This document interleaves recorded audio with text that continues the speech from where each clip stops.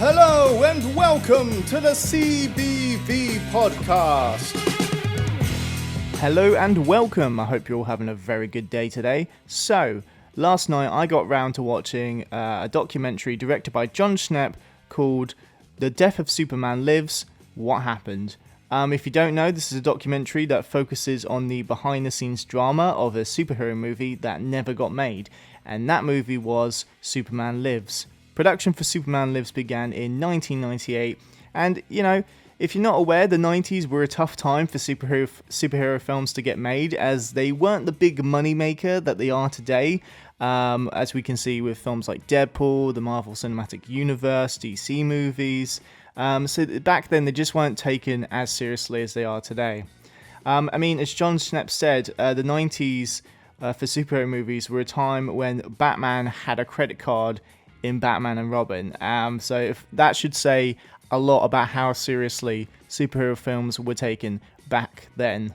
The actual film of Superman Lives was going to take inspiration from a storyline taken from the comic book series called The Death of Superman, where Superman fought Lex Luthor, Brainiac and Doomsday, and in this storyline, Superman was actually killed by Doomsday and then resurrected by Kryptonian technology.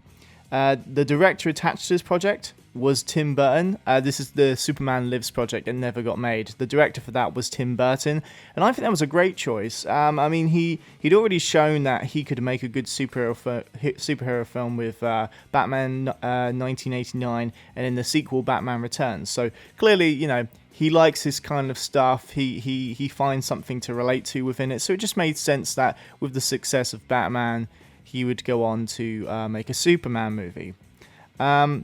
The most interesting part of this project, though, was who they had cast to play Superman. Because if you don't know, Superman Lives, the actor to play Superman Clark Kent was actually supposed to be Nicolas Cage, which is such an unexpected choice because when you think of Superman, there's not really any connection to assume that Nicolas Cage looks or sounds or would act like Superman whatsoever. But to be honest, Tim Burton's interpretations of comic book movies, like in the Batman universe, they're not really at all connected to the comics that heavily. Like, his design of Penguin is quite literal. It's a man who looks like a penguin, as opposed to in the comics where he is just he's a crime boss, basically. He controls crime. He's just a businessman. But whereas in Tim Burton's version, you know, the Penguin actually has like 3 large fingers. He's very animalistic looking and sounding. He acts like an animal. So it makes sense that Tim Burton would go outside the norm and cast someone like Nicolas Cage. Because if you think about it, you know, Superman's an alien who's trying to blend in with humanity, and when you watch Nicolas Cage's acting, and I'm not saying this in a bad way because I love watching Nicolas Cage in movies, but when you watch his acting, sometimes it does feel a bit like his acting's a little alien at times, just because of his unusual choices with how he approaches his performances. So, strangely enough, I can actually imagine Nicolas Cage as Superman. You might think this is a bad choice for Superman, but, you know, people thought the same thing about Michael Keaton as Batman and even Heath Ledger as the Joker. You know, like, these guys aren't hired to portray the exact version from the comic books. They're hired to portray the filmmaker's interpretation of those comic book characters. So they've got to do something different with the role. So, you know, personally, I would have been very curious and intrigued to see Nicolas Cage play Superman. But yeah, the documentary focuses on all the drama and the behind-the-scenes work that went into trying to get this film made, and of course, failed because it never got released whatsoever. It's just such an interesting documentary, and I was just hooked on every bit of information, and I couldn't help but visualize what I thought this movie was going to look like as I was watching it. It's just, Tim Burton's style is so unique, and I just would have loved to have seen this film just from all the information the documentary gives on it. I mean, every interview with each team member on all the departments and the creators working on the Superman Lives movie was so entertaining. I mean, Jon Schnepp helps by giving us cool animations and recreations of what the film might have looked like as they're explaining perhaps a scene that they were planning for the film. They're talking about character and set designs, the storylines they wanted to tell, the interpretation of Superman they wanted to explore, and it's just like so interesting to understand what this film was meant to be and yet never became. As much as I love this documentary, I do have some minor criticisms. First of all, you can tell that the production for this documentary wasn't the smoothest either, which ironically actually matches the fact that the production for Superman Lives wasn't the best either. So there is kind of a ironic tonal match to the subject matter. You can even tell that for some interviews, John Schnepp was able to get good quality cameras for certain interviews, and in other interviews you can tell he's using a different camera that might perhaps have been a cheaper model. So even though it's an ironic happy ending, kind of like an accident that this happened to work in its sort of favour in a weird way, I think it's still worth addressing because it wasn't an intentional choice. It's just a choice that they had to accept was going to happen for the documentary. And also the structure of the documentary isn't the best either, but it still gets the job done. But I think just what makes up for all the imperfections of the documentary is the actual content of the documentary. Just hearing these guys talk about how difficult it was to get this movie remotely started and actually take it into some kind of direction. So just the content for that just really makes up for anything that seems imperfect, because you just go along with the ride to enjoy all this bizarre information. Secondly, it was a huge shame that Nicolas Cage wasn't interviewed for this documentary. You've got interviews from the director, the producer, writers, set designers, artists, and other departments, but you don't ever get an interview with the guy who was gonna play Superman himself. And that would have elevated this film to another level. I mean, that's not to say that you don't get to see Nicolas Cage, as they do use like a clip of him talking about the cancelled movie very briefly, but it's from someone else's interview. And then you do get to see footage of him trying on the Superman costumes and talking about his opinions on it, on what works and what doesn't. But an interview with Nicolas Cage would have fleshed out his experience as an actor, because that's literally the only perspective we're missing now. We never get a perspective from the actor and what he was thinking about everything that was going on. Overall, though, I think this film was fascinating, and the more I watched of it, the more I wished I could be able to have seen this film in its final form. If you love Superman or love looking at behind the scenes of films, then I think you should definitely give this a watch. I mean, I'm not even a fan of Superman, but I would have definitely loved to have watched Superman Lives. So hopefully that should tell you a lot about this documentary if I'm not even a Superman fan. That is as vague as I can go with this documentary without getting into too many spoilers. I don't know if really you'd consider it spoilers, but it's quite nice to go into it not knowing all the details and actually finding it out for yourself. But if you consider me going to specifics about the documentary spoilers, then I would recommend you pause this, you go watch the actual documentary, and then you come back and then you can hear my thoughts on what my experiences were watching this and things that stood out to me and things that I sort of learnt from the documentary. So spoilers, if you consider it one, I'm about to go into specific detail and points on the documentary.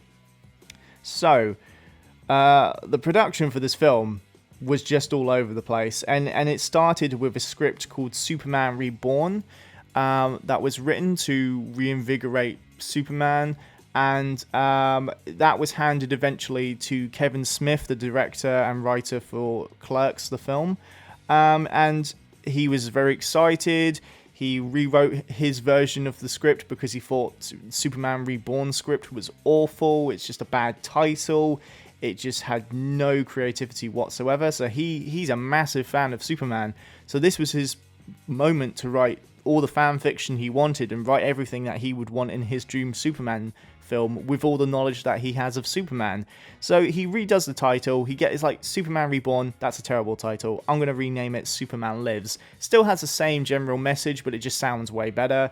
And then he rewrote it with the storyline of the death of Superman in mind. So, you know, in his script, Superman is going to get killed by Doomsday and he's going to be resurrected. Then he shows the producer. Producer seems to like it, and then somehow the studio gets involved, or later on director Tim Burton gets involved, and they're not happy with the script. They don't think it's a well written script, and for people who don't know Superman, maybe this would be really confusing. And or at least the Superman mythology. So then Kevin Smith gets kicked off the project. He's replaced by another writer who tries to work closely with Tim Burton and write the script as it can best be. And then he gets kicked off the project, and then they get a third writer in, and he's writing his own version of the script. And while this is happening, they're already making stuff. Like, the script is nowhere near done, but they've gone into creating costumes and getting set designs created, but without having any idea how much of this they're actually going to need, because they haven't finalized the story yet. So as you can see, the script's all over the place, and it's just very messy, but the only elements that are staying throughout all three scripts are the Death of Superman storyline. So obviously this movie really wanted to focus on that. Kevin Smith, I found this YouTube video where Kevin Smith is telling an audience of people an amazing story about his experience trying to rewrite the script for the Superman movie. And it's hilarious to watch this YouTube video. It's a 2-part video, but I'll link it in the description below. But it's just amazing to hear. It's hilariously ridiculous what his experience was like writing this script and showing it to a producer and to the director and stuff. It's I know Kevin Smith is a funny guy, but it's literally just a stand-up performance, and you can, even though it's really funny hearing him talk about this, you can just see in his face that he's reliving the experience, and it was not perhaps the best experience to have when you're working on a dream script. But it's hilarious. Just check it out. That goes into full depth on what the writing situation was like with the producer. Speaking of the producer, John Peters was the producer for the Superman Lives project. He actually bought the rights to Superman to get this film made, and he also was the producer for the 1989 Batman movie. So, you know, he seemed to be, on face value, he was like, okay, maybe this is a good producer for this. I mean, if he produced the Batman Tim Burton movie, then, you know, that worked out well, so why wouldn't it work out here? Or actually, he seemed to be the core problem with the film's production, as he would say ridiculous things to Kevin Smith when he first wrote that script. Like, he didn't want to see Superman fly, he didn't want Superman to wear the Superman suit, and he wants Superman to fight a giant spider, and he wants Superman to have polar bear guards outside the Fortress of Solitude. Like, obviously, when you see his interviews, you just realize this guy has like no idea about Superman. But actually, when that's just Kevin Smith telling us like how difficult the producer was to work with. But when you actually hear the producer side of the story, it's very contradictory. The producer just denies, like, oh, what? I said that Superman didn't want to fly? Like, and I said that Superman shouldn't be having a suit? Of course I didn't say that. That's everything to do with Superman. However, the giant spider story and the polar bears, that was true. And it's just like, well, if that's true, like, I can kind of see the other stuff being true. So, but he does this a lot. The producer contradicts other people's answers on the story. So that does kind of emphasize the fact that the chances are he was actually one of the problems with getting this Superman movie made the way they wanted it to be made.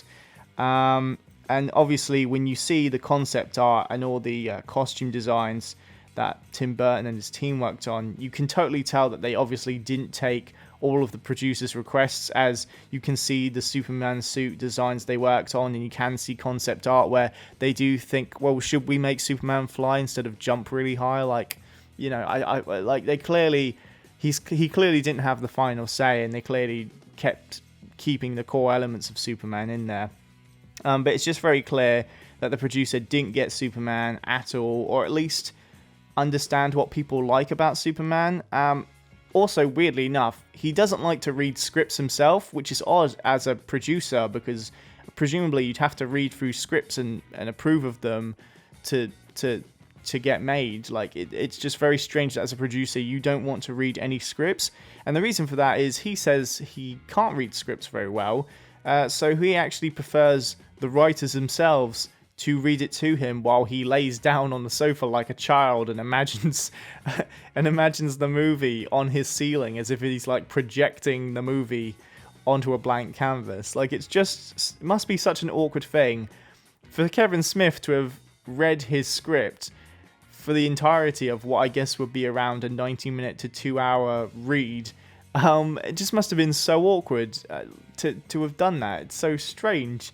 And also probably a lot of pressure, because you're probably reading it wondering, does he like it? Does he think it's shit? Like, oh god, this is like awful. I wish he'd just like read it himself and get back to me. And also the documentary takes a minute to focus on the fact that the producer John Peter actually takes a call in the middle of an interview that John Snep's trying to give with him, which seems really unprofessional when you've agreed to be interviewed and you've scheduled a time slot for someone to come interview you for their documentary, and you've likely been paid for it. So there is no reason for you to pick up that phone just because it was ringing. Like, the person ringing should be aware that you're in an interview and you're unavailable right now, and you know, they could leave a message on the phone or to your secretary or your assistant. Like, you know, you would eventually get that information. So, you know, to me, when they focus on him stopping the interview to take a call, it just seems to show that him answering the call, he actually didn't know what the call was about, so it could have been not that urgent whatsoever. It'd be different maybe if an assistant came through and said this really urgent thing's happening. I mean, still a bit unprofessional, but at least if your assistant's saying it, it must be true, as opposed to you just, oh, the phone's ringing, hang on guys, I'll put this on pause because my time is more important than yours, even though you're paying me to do this, presumably. Like, it's just so wrong, and it just really emphasizes he's just like a representation of everything wrong with Hollywood. It's just bizarre how wrong a guy can go producing a Superman movie. Like, he's just clearly not the producer for this. And he just seemed to piss everyone off in some way. Like, he's not listening to anyone who's trying to explain their visions and their work and their creations. And it just sounds like he looked at all the artwork, all the set designs, the script, and with no real context, he just purely based it on if it looked or sounded cool enough to have in the movie. Like, some people even mentioned that he would try to kiss someone. I think Tim Burton said, oh, he tried to kiss me on the mouth once, and it was just really weird. And I heard he put like one of the art guys into a headlock when in the middle of them trying to explain their work to him. And I just couldn't take anything seriously, because he was clearly just humiliating everyone involved in this movie, because he just didn't take any of them seriously. He just seemed to be everything wrong with Hollywood. What was also interesting was that in the documentary, you can just see his answers contradict or deny what people were saying. And he was saying with the headlock stuff, oh yeah, I did put someone in a headlock, but I thought that was, to create the energy that you needed in a Superman movie, like creating a fighting energy, and I thought that would energize him. I'm like, in what world would acting like a toddler motivate or give someone the energy needed to make a Superman movie? Like, this guy is just bizarre. I mean, they even say that he was originally a hairdresser and he just happened to get into this business through people who he knew and people who he was cutting hair for, or was his partner. So it's like, you can kind of tell he has the lack of experience needed to produce quality work. Like, yeah, maybe he's a good producer, but he's not a good producer for quality work. He just gets the thing made. So, yeah, it was just bizarre. And also, Tim Burton already had a bad experience working with John Peters on the Batman movie. So it sounds like Tim Burton was tense from the get-go about having to work again with him for Superman. Like, he actually tried to move cities to avoid working with him, and then just, unfortunately, their worlds collided again for the Superman movie.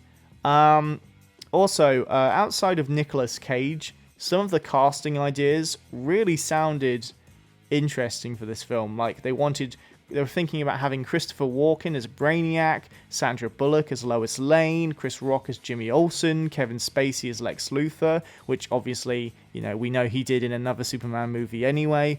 And it's just like such interesting casting ideas, and even the ideas they had for the character and set designs was crazy. Like Brainiac and Lex Luthor would at one point, perhaps in the movie, merge together into one being and basically look like Voldemort and Quirrell in the first Harry Potter movie, where their faces are on either side of one head. Like how strange and insane would that have been to see Kevin Spacey and Christopher Walken share a head?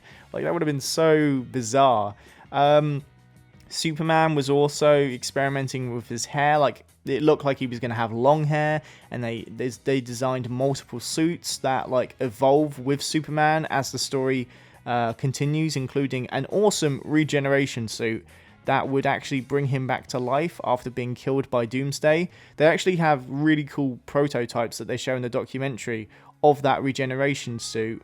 And it's kind of grey or clear, and it's got these awesome lights that almost look like they're glowing veins that are flashing in an like organic biological manner. Like it was very cool to see this thing work.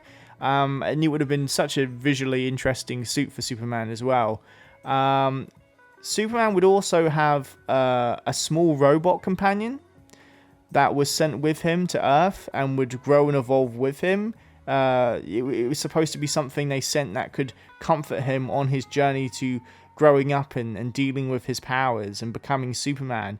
And kind of that little companion would be his only link to the world that he came from. And I think this is such a unique idea, and it would have really made this movie stand out that extra bit, and I would have loved to have seen the effects for it. The robot companion was actually supposed to eventually evolve and become Superman's regeneration suit, so that his companion is actually healing Superman and trying to revive him. So the robot itself would actually form into a suit around him to heal him, and I thought that was such a unique idea, and it was such a personal idea when you've spent all this time with this little companion robot. So it was just really cool to hear some of the ideas.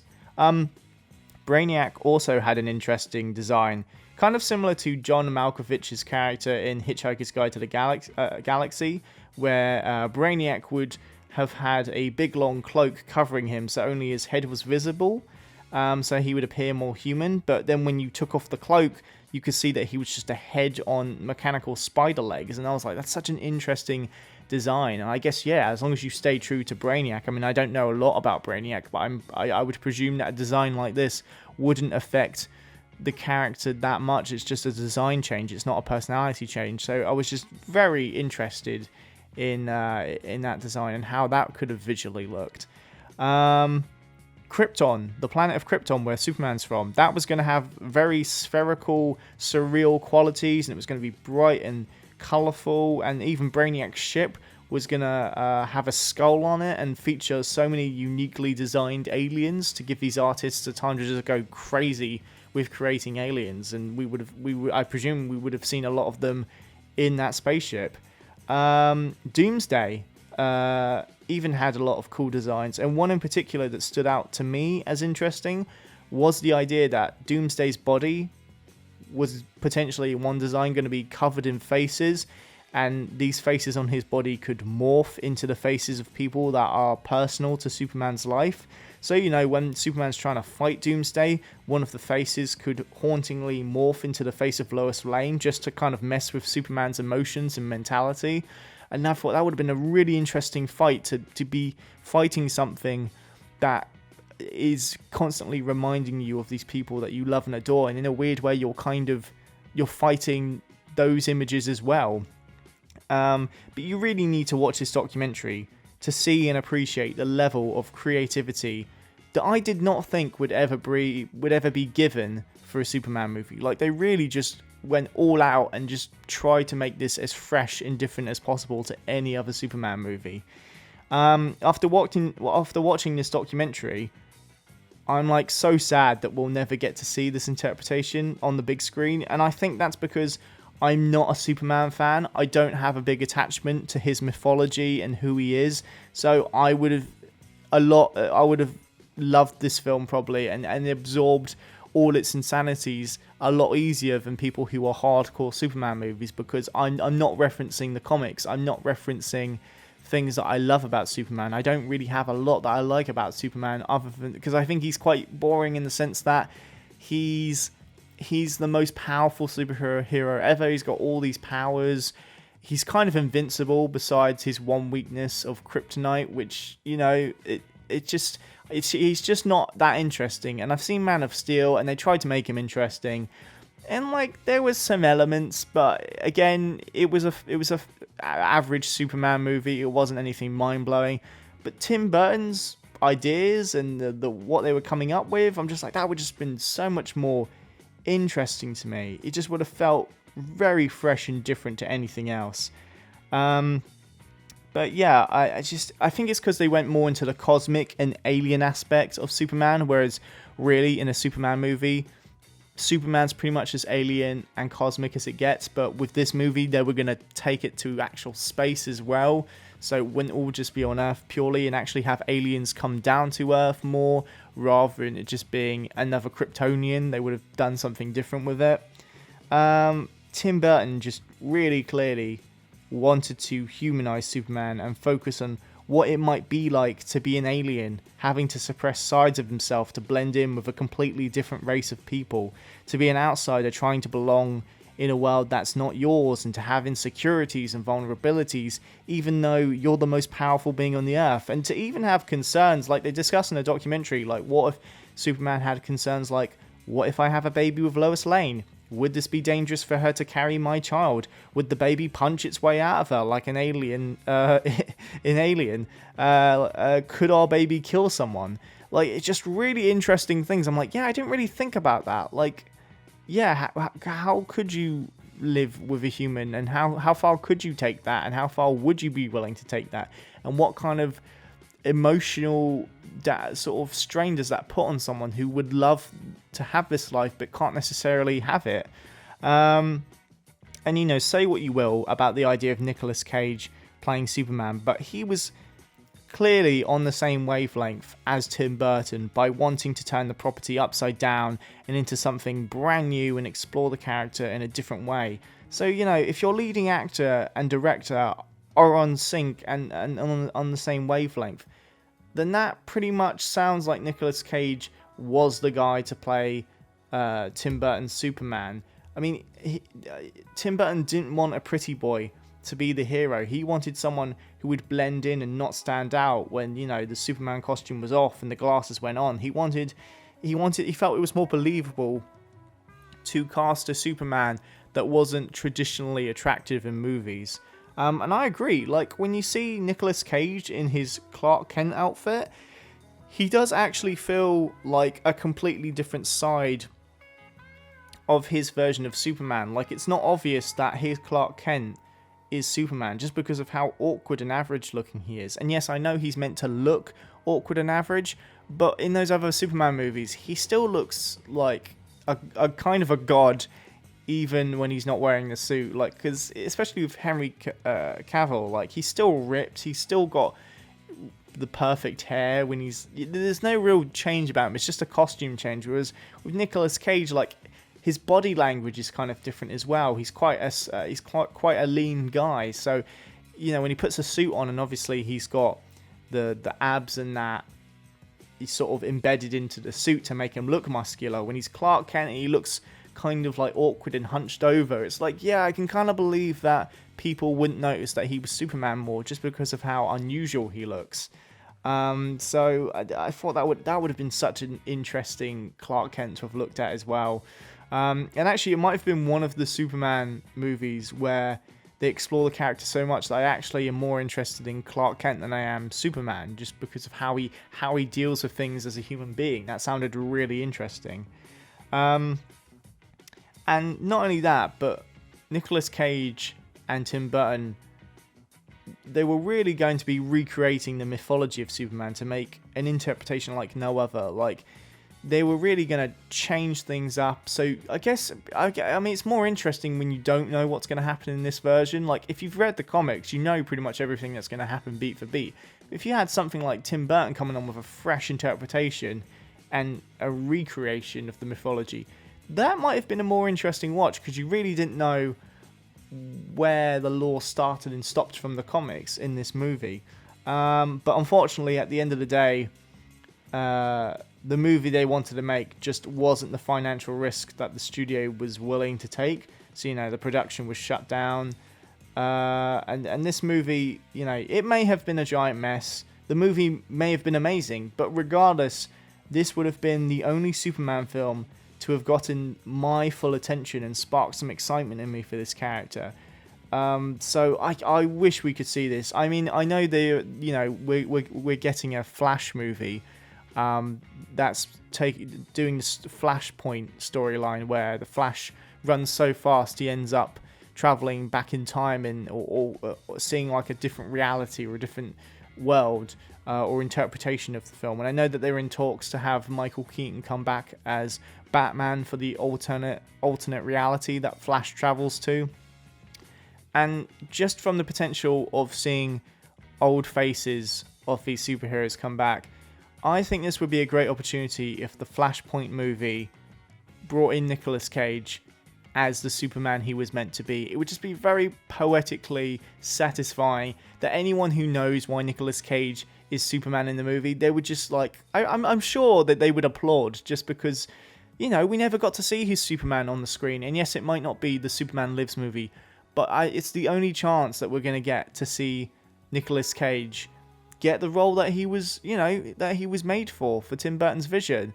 And also, if you're getting, you know, Michael Keaton, Tim Burton's Batman, then it kind of just makes sense to get the Superman from Tim Burton's vision as well. So, fingers crossed. I mean, I think there's some rumors going around that they're looking at Nicolas Cage coming on as Superman, which would be fantastic. And fingers crossed, I really hope they do that, because to be honest, I'm not really that interested in the Flashpoint movie, but if they got Nicolas Cage as Superman in there and we got to see his Clark Kent, that would probably be enough to make me go see the movie, just because this documentary really sold the movie to me, that even though it would have been insane and crazy and maybe a bit of a mess, it would have been so interesting and fun to have watched.